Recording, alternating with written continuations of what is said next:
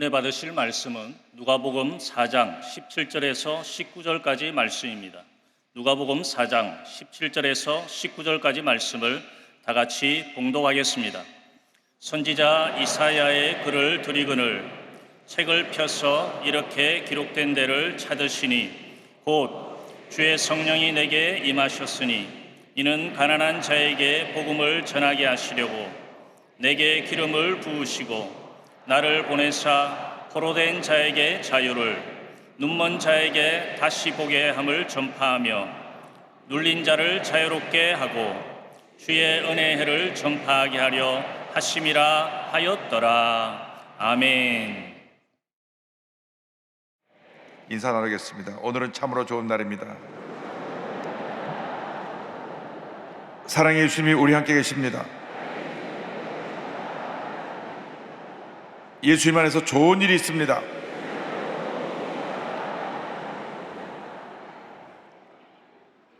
오늘 전 여러분과 함께 누가복음 4장 17절로 19절 말씀 가지고 주의 성령이 내게 임하셨으니 이 어떤 제목으로 말씀의 은혜를 나누기 원합니다. 제목을 크게 따라해 주시기 바랍니다. 주의 성령이 내게 임하셨으니, 주의 성령이 내게 임하셨으니. 이 세상에 완전한 사람은 없습니다. 누구나 자신의 연약함과 한계에 부딪힙니다. 때때로 아프기도 하고 때때로 큰 어려움에 빠져서 낙심하기도 합니다. 사람이 강한 것 같아도 말 한마디 듣고 마음이 무너지고 분노하고 하는 것이 우리들의 현실입니다. 어떻게 이 인간의 연약함과 한계를 벗어날 수 있겠습니까? 사람들은 몸에 좋은 약이라고 하면 다 먹습니다. 그래서 건강해지려 하고 오래 살기를 원합니다. 그러나 110년 살겠다고 목표를 세웠어도 110년 사는 사람은 많지 않습니다. 언제 하나님의 부르시면 우리는 가야 되는 것입니다. 그렇다면 우리에게 주어진 이 제한된 시간에 어떻게 우리가 행복한 삶, 승리하는 삶, 의미있고 보람된 삶을 살아갈 수가 있겠습니까? 인간의 모든 연약함을 극복하고 승리의 삶을 사는 비결이 어디 있습니까? 그것이 바로 예수 믿고 성령 충만 받는 데 있습니다. 성령 충만 받으면 우리 삶 가운데 다가오는 모든 문제를 물리치고 주 안에서 승리하는 삶을 살아갈 수 있게 되는 것입니다. 예수님의 일생이 성령 충만한 일생이었습니다. 공생을 시작하시기 전에 성령의 감동을 받아서 광야에 가셔서 40일을 금식하며 기도하셨습니다. 누가복음 4장 1절은 설명합니다. 예수께서 성령의 충만함을 입어 요단강에서 돌아와서 광야에서 40일 동안 성령에게 이끌리시며 성경은 말씀합니다. 40일 금식을 마친 후에 성령의 능력을 입고 예수께서 자라나신 나사렛 동네로 가셔서 말씀을 전하십니다. 누가복음 4장 14절은 설명합니다. 예수께서 성령의 능력으로 갈릴리에 돌아가시니 그 소문이 사방에 퍼졌고 16절입니다. 예수가 그 자라나신 곳 나사렛에 이르사 안식일에 늘 하시던 대로 회당에 들어가서 성경을 읽으려고 서심해 회당에 서셔서 이사야의 말씀을 전하셨는데 이사야 61장 1절 2절입니다. 주 야훼 영이 내게 내리셨으니 이는 야훼께서 내게 기름을 부으사 가난한 자에게 아름다운 소식을 전하게 하려 하심이라. 나를 보내사 마음이 상한 자를 고치며 포로된 자에게 자유를, 같은 자에게 노임을 선포하며 야훼의 은혜의 해와 우리 하나님의 보복의 날을 선포하여 모든 슬픈 자를 위로하되. 우리가 주님 앞에서 승리의 삶을 살기 위해서는 성령이 임하셔야 되는 것입니다. 예수님께서 말씀하셨습니다. 주의 성령이 내게 임하셨으니 주여 우리에게 성령이 임하게 하여 주옵소서. 누가복음 4장 18절입니다. 주의 성령이 내게 임하셨으니 예수님께 성령이 임한 것처럼 우리 모두에게 이 시간 성령이 임해야 되는 것입니다. 성령이 우리에게 임하시옵소서. 바람같이 불같이 생수같이 우리에게 임하여 주시옵소서.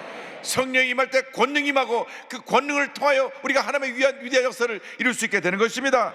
사도행 1장 8절은 말씀합니다. 오직 성령이 너에게 임하시면 너희가 권능을 받고 예루살렘과 온 유대와 사마리아와 땅 끝까지 이르러 내 증인이 되리라 하시니라. 주여 우리가 성령 전마다 권능 받고 복음의 증인으로 쓰임받게 하여 주시옵소서. 물론 예수를 믿으면 누구나 다 천국에 갑니다. 예수님과 함께 십자가 달렸던 강도 가운데 한 사람이 마지막으로 그 순간에 예수를 영접하고 천국에 갔습니다. 그러나 이 세상 살아가는 동안 능력 있는 신앙생활, 승리하는 삶을 살기 위해서는 반드시 성령의 충만함을 받아야 되는 것입니다. 미국에 선교사로 갔다가 실패하고 돌아와서 성령하고 변화된 요한의 세례는 1738년 성령받고 그 삶이 변화가 되었습니다. 위대한 하나님의 사람이 되었습니다. 광부였던 이반 로버츠가 1904년에 성령의 불을 받고 웨일즈 전체에 큰 붕역사를 일으켜서 수년으로 10만 명이 넘는 많은 사람이 회개하고 돌아온 역사 나타나게 되었던 것입니다. 한국에서는 1903년 원산의 하디 선교사의 회개로 말미암아 놀라운 성령 역사로 온 원산과 온 북한의 성령 역사가 확장되었고, 1907년 평양 대붕해로 이어지는데 길선주 장로가 많은 사람 앞에서 성령의 은혜로 본인의 죄를 회개할 때 하나님의 큰 은혜가 임하였던 것입니다. 이 놀라운 성령 역사가 1958년 우리 불광동 천막교회에서 우리 조영기 목사님을 통하여 다시 이어져서 오늘날 한국 세계 최대 교회를 이루게 된 것입니다. 반드시 우리가 성령 충만을 받아야 됩니다. 성령 충만 받으면 하나님의 은혜가 임하는 것입니다. 하나님의 축복이 임하는 것입니다. 늘 성령으로 깨어 기도하며 성령 충만을 받기를 사모해야 되는 것입니다. 언제 한번 성령 충만 받으러 끝나면 안 됩니다. 성령 충만을 받고 또 받고 또 받고 또 받아야 되는 것입니다. 에베소 6장 18절을 말씀합니다. 모든 기도와 간구를 하되 항상 성령 안에서 기도하고 이를 위하여 깨어 구하기를 항상 힘쓰며 여러 성도를 위하여 구하라. 성령으로 충만을 받아 말씀과 동의하며 하나님의 귀한 역사를 이루는 주님의 견인꾼 되시기를 주님의 이름으로 축원합니다. 성경 말씀합니다. 성령 충만 받아서 가난한 자에게 복음을 전하라. 성령이 임하면 우리가 복음을 두고 나가게 되는데 우리 주위에 가난하고 절망에 처한 사람들에게 복음을 전하게 되는 것입니다. 누가복음 4장 18절입니다. 이는 가난한 자에게 복음을 전하게 하시려고 내게 기름을 부으시고, 성령이 우리에게 임하여서 먼저 가난한 자에게 복음을 전하게 하십니다. 여기 가난한 자라고 하는 것은 두 가지 의미가 있습니다. 실제로 생활적으로 어려워서 가진 것이 없어 어렵고 가난한 사람들을 의미합니다. 나아가서는 심령이 가난한 사람을 의미합니다. 우리는 우리 주에 헐벗고 가난하고 고통당하는 이웃에게 주의 사랑을 전하는 주님의 자녀가 되어야 합니다.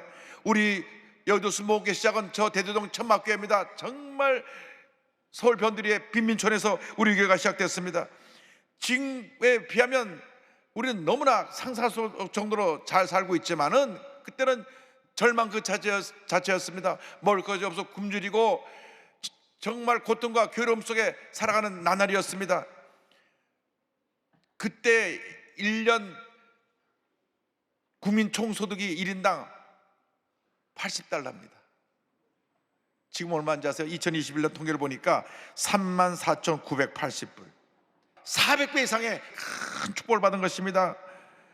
우리가 예수 믿고 나서 하나님의 은혜 함께 하니까 교회가 부흥하고 이 나라가 부흥하고 하나님의 복이 임한 것입니다. 요한 3서 2절에 축복이 임한 것입니다. 사랑하는 자여 내 영혼이 잘된 같이 내가 범사에 잘되고 강건하기를 내가 간구하노라. 이 은혜가 우리에게 임한 것입니다. 영혼이 잘되면 범사가 잘되고 강건하게 되는 은혜와 축복이 임하게 되는 것입니다. 하나님의 은혜가 임해서 이 같은 복을 받았기 때문에 우리는 이 은혜를 가지고 주님께 받은 사랑을 이웃에 펼쳐 절망에 처한 사람들에게 구원의 은혜를 전해야 되는 것입니다. 지금 대한민국이 복지국가 되었고 자산나라가 되었다고 하지만 아직도 복지 사각지대에서 고통당하는 많은 어려운 이웃들이 있습니다. 해마다 서울역에 가보면 쪽방촌에 달라진 것이 없습니다. 40년 전이나 지금이나 똑같습니다. 종로 3과 영등포 역 근처에 쪽방촌에 한번 가보시기 바랍니다. 한 평짜리 방에서 그 더운 여름에 찜통 같은 곳에서 땀을 뻘뻘 흘리며 계시는 성도님이 계십니다. 우리가 그들에게 사랑을 전해야 됩니다. 우리 한국이 220만 다문화 가족 시대가 됐습니다. 이 우리의 땅에 찾아오는 많은 다문화 가족들을 사랑으로 섬겨야 되는 것입니다. 탈북자 가족을 섬겨야 됩니다. 탈북자 자녀들을 섬겨야 되는 것입니다. 이 땅에 살면서 불법 체류자가 되고 그래서 불법 체류자 자녀로 태어난 아이들이 있습니다. 사랑으로 돌봐야 되는 것입니다. 우리들이 먼저 그들에게 복음을 전하고 나가서 심령이 가난한 자들에게 복음을 전해야 되는 것입니다. 마태복음 5장 3절에 심령이 가난한 자는 복이 있나니 천국이 그들의 것임이라고 말씀했습니다. 여러 가지로 상처 입고 억울한 일 당하고 사업이 파산하고 사기를 당해서 심령이 무너진 사람이 많이 있습니다. 이렇게 마음이 깨어지고 낮은 자들에게 복음을 증거될 때 하나님의 은혜가 넘쳐나게 될 것입니다. 여러분, 생활이 어려워서 고통 가운데 있든지 마음이 어려워서 고통 가운데 있든지 그들을 우리가 사랑으로 섬겨야 됩니다. 주의 복음이 들어갈 때 그 마음의 심령 천국이 이루어지는 것입니다. 영혼이 잘 되면 범사가 잘 되고 강건하게 되는 은혜가 임하게 되는 것입니다. 성령이 임하면 하나님께서 우리에게 은혜를 주셔서 이렇게 가난한 자에게 복음을 전하게 만드시고 나아가서 포로된 자를 자유케 하는 놀라운 은혜를 우리에게 선물로 주시는 것입니다. 누가복음 4장 18절입니다. 나를 보내사 포로된 자에게 자유를. 이상 수많은 사람들이 뭔가의 포로가 되어 살고 있습니다. 죄의 포로가 되어 살고 있습니다. 질병의 포로가 되어 살고 있습니다. 가난과 저주의 포로가 되어 살고 있습니다. 미움과 분노의 포로가 되어 살고 있습니다. 그래서 그 미움과 분노 속에 자신의 감정을 조절하지 못해서 끔찍한 사고를 일으키고 문제를 일으키는 사람들이 많이 있습니다. 물질의 어려움에 포로가 된 사람도 있고 또 세상 명예의 탐욕의 음란의 포로가 된 사람도 있습니다. 뿐만 아니라 거짓정의 포로가 되어서 입만 열면 거짓말을 말하는 그러한 불쌍한 사람들이 있습니다. 또 중독되어서 중독의 포로로 살고 있는 사람들이 있습니다. 도박 중독, 마약 중독, 알코올 중독, 이 중독에서 벗어나지 못하고 날마다 절망 가운데 몸부림치는 사람들이 우리 주변에 많이 있습니다. 뿐만 아니라 동성애 중독의 포로에 잡혀서 동성애를 벗어나고 싶어도 벗어나지 못하고 절망 가운데 살고 있는 사람이 있습니다. 젊을 때 뭣도 모르고 동성애에 끌려 들어갔다가 대부분 40대가 넘어가면 다 후회한다고 합니다. 그러나 이미 너무 늦었습니다. 몸도 망가지고 마음도 망가지고 다 망가져서 회복하려면 회복할 수 없는 그런 깊은 절망에 빠져 있는 많은 사람들이 있습니다. 우리가 예수 그리스도의 보험을 두고 그들을 자유케 해야 되는 것입니다. 주여, 우리가 주의 보험을 두고 나서 그들을 그 절망에서 자유케 하여 주옵소서. 포로된 모든 데서 저희를 자유케 하는 은혜를 우리에게 허락하여 주시옵소서. 그래서 저들의 죄의 결박을 풀어야 됩니다. 중독의 결박을 풀어야 됩니다. 미움과 분노의 결박을 풀어야 되는 것입니다. 주님의 은혜가 임해야 되는 것입니다. 주의 사랑이 임해야 되는 것입니다. 용서와 자유가 임해야 되는 것입니다. 바울과 실라가 억울하게 붙잡혀 감옥에 들어갔을 때 하나님 앞에 찬양과 감사를 드리니 그들의 매었던 모든 결박이 풀어졌습니다. 사도행전 16장 25절 26절입니다. 한밤중에 바울과 실라가 기도하고 하나님을 찬송하며 죄들이 듣더라. 이에 갑자기 큰 지진이 나서 옥토가 움직이고 문이 곧다 열리며 모든 사람이 매인 것이 다 벗어진지라. 모든 사람의 매인 것이 다 벗어진지라. 성령이 임하면 모든 매인 것이 다 풀어지는 것입니다. 우리가 절망이 변하여 희망이 되고 슬픔이 변하여 기쁨이 되고 우리의 삶의 질병이 변하여 건강으로 임하는 축복이 임하게 되는 것입니다. 예수 믿고 성령 충만 받으면 이 같은 놀라운 역사가 일어납니다. 왜 우리에게 그 같은 역사가 머물러 있지 못하느냐? 우리가 성령 충만을 상실했기 때문에 그렇습니다.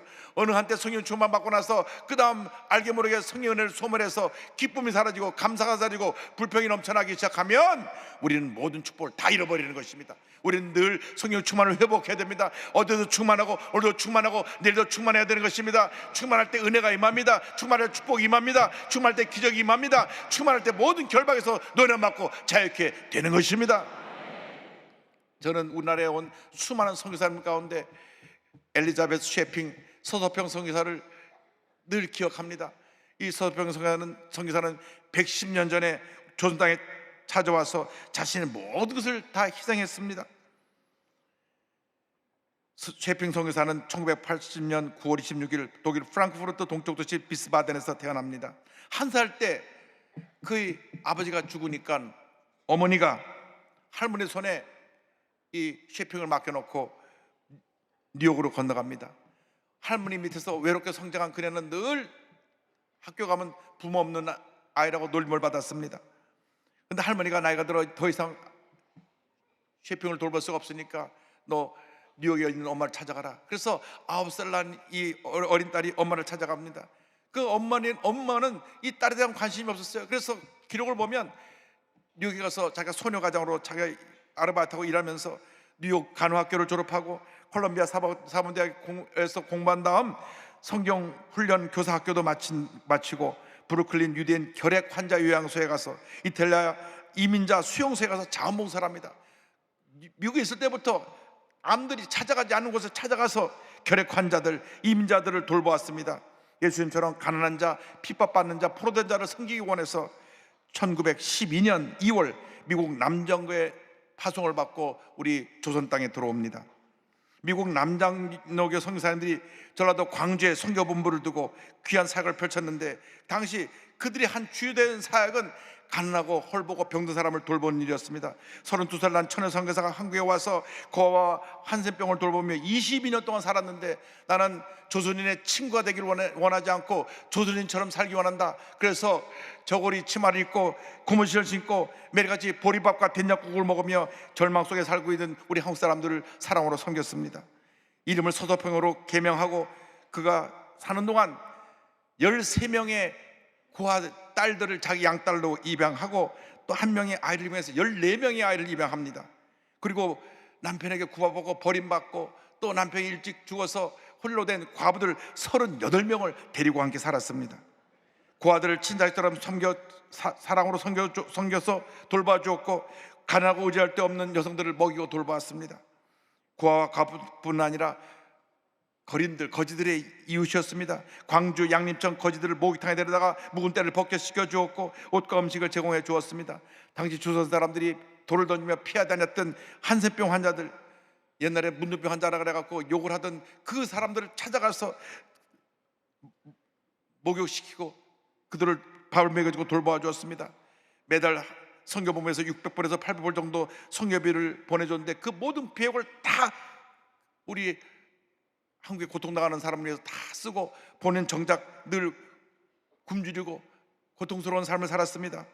그래서 건강이 좋지 않아서 결국 54살에 1934년 6월 26일 영양실조로 세상을 떠납니다. 죽는 순간까지도 내 몸을 해부해서 한국 의학 발전에 사용하기를 바란다고 그래서, 그가 죽고 난 다음 내장을 다 드러내고 내장 속에 볏짚을 집어넣어서 배를 감싸서 그 시신을 마련했습니다. 그리고 서서병 선교사가 장례식을 치르는데, 그 장례 행렬에 소복을 입은 그가 세운 이일학교 제자들이 운구를 맡았고, 13명의 양딸이 울며 뒤를 따라갔고, 수백 명의 거지들, 그 뒤로 한센병 환자들이 어머니 통곡하며 그 뒤를 따릅니다. 당시 동아일보는 그녀의 죽음을 자선과 교육사업에 일생을 바친 빈면의 어머니 서서평양 서거, 부제는 재생한 예수입니다. 예수님처럼 살았다 그래서 그 제목을 붙여서 일간 신문에 대도특필을 하였고, 그녀의 장례식에는 기독교인은 물론 불교, 타종교 교인도 찾아왔고, 서울, 부산에서 온 사람들, 또 전남 도지사였던 일본 야지마와 지사와 광주 경찰서장 사토 서장도, 일본 관리도 함께 장례식에 참석을 했습니다. 그녀가 병에 걸려 누웠을 때 이런 기도를 합니다. 내가 품었던 포부는 하늘만큼이나 원대한데 이 병 때문에 천직으로 알았던 병원 일도 그만두어야 했고, 이 일학교 경영도 몇 분의 1도 못하고 있습니다. 3년만 더 시간을 주신다면, 끝맺음을 짓지 못한 조선 간호부회의 국제가입도 마무리할 수 있을 터인데, 하나님 아픔을 덜어주시고 3년만 더 살게 해주십시오. 마지막 죽기 전에 이와 같은 말씀을 남겼습니다. 간호사로서 남의 아픔에 무감각했던 잘못을 깨닫게 해주신 것에 감사합니다. 또 조선 백성이 이방인인 저에게 베풀어준 사랑에 더없이 감사할 뿐입니다. 서서평 선교사가 세상을 떠나며 남긴 것이라고는 낡은 옷 몇 점, 추운 겨울날 떨고 있는 거지를 보면서 자기가 갖고 있는 담요를 반 잘라서 주어서 남은 반쪽짜리 담요, 동전 7개, 강냉이 2옵이었습니다. 두 줌의 강냉이가 전부였습니다. 그리고 머릿말에 쏜 성공이 아니라 성금이다. 이것이 그가 남긴 모든 것이었습니다. 여러분, 진정한 주님의 사람은 섬기는 사람입니다. 희생하는 사람입니다. 우리 모두가 섬김받기 원합니다.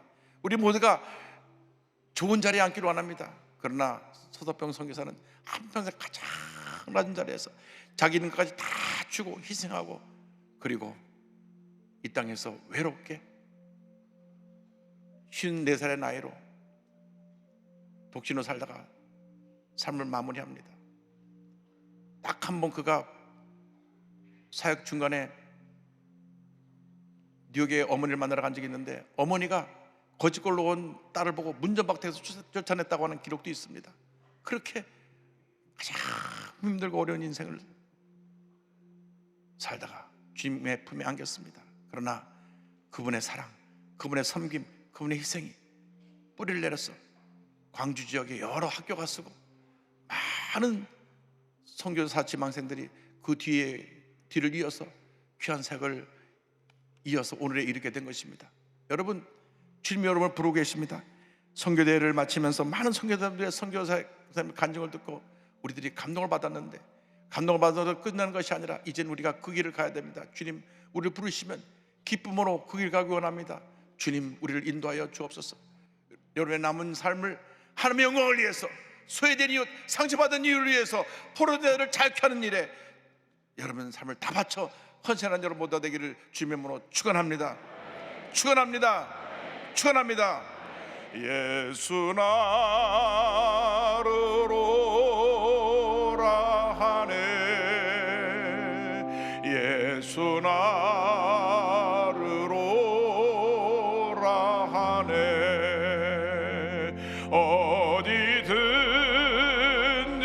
주를 따라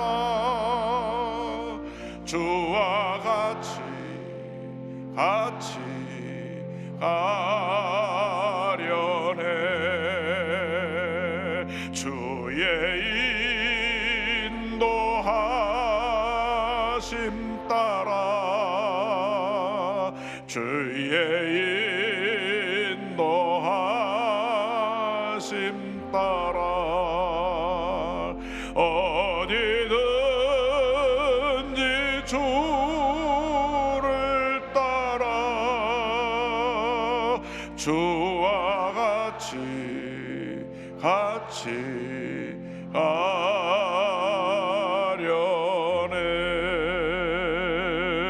주의